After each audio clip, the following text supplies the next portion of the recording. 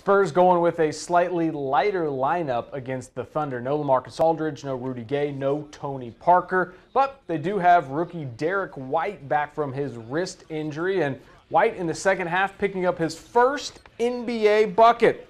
Spurs actually giving themselves a chance in this one. They take their first lead of the game when Davis Bertans hits the step back. OKC would regain the lead shortly after. Carmelo Anthony backing his way to the basket. San Antonio still with a sweat, had a three for the tie late, but it doesn't go in. OKC wins 90-87. The four-game win streak is over. Well, over the past month, we've been checking in weekly with Valero Alamo Bowl president Derek Fox as they narrow down the teams that they would choose Sunday. Fox hoping for a top 15 matchup, and they would get it. Stanford and Heisman candidate Bryce Love versus TCU, who just played for the Big 12 title. Stanford's first appearance at the Alamo Bowl, TCU's second.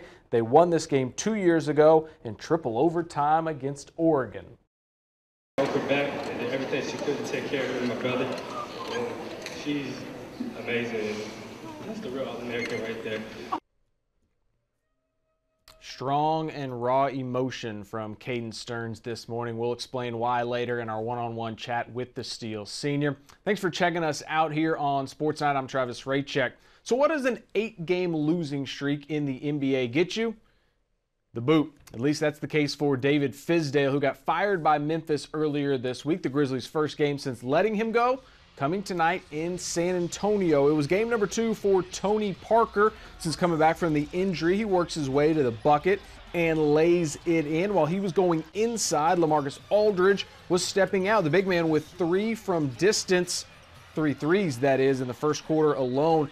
Back to Parker, who had 6 points in his first game back. He goes past that with another lefty layup in the second quarter. Parker with 10 in this game, but it was Aldridge carrying the scoring load. Off the loose ball, he had 24 in the first half. The half closes on a fast break. Manu Ginobili gives up points to Pau Gasol, and the Spurs lead by 9 at the break. So we've seen Aldridge score.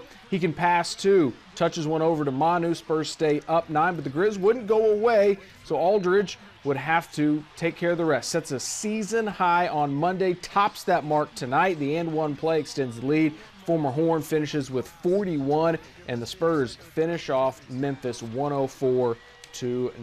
All right, for more on the game, let's head out to the AT&T Center with our Jeff Platt. And Jeff, I know you're always super prepared. You got your notes on the game. You've got a box score probably in your hand, but let me start you with this. Why is LaMarcus Aldridge back to being so good? Well, it's a great question. This week in Oregon, it's about learning exactly what Texas might be on the court this year. The first test passed last night when the Horns beat Butler. Okay, so now you get to face off with number 1 Duke and maybe the top pick in next year's draft, Marvin Bagley III. It's a dunk. There were many dunks in this one. Jericho Sims gets one of his own on the feed from Matt Coleman, but none were better than this. Kerwin Roach, look out. Looks like the freshman year version of Roach flying through the air for that one.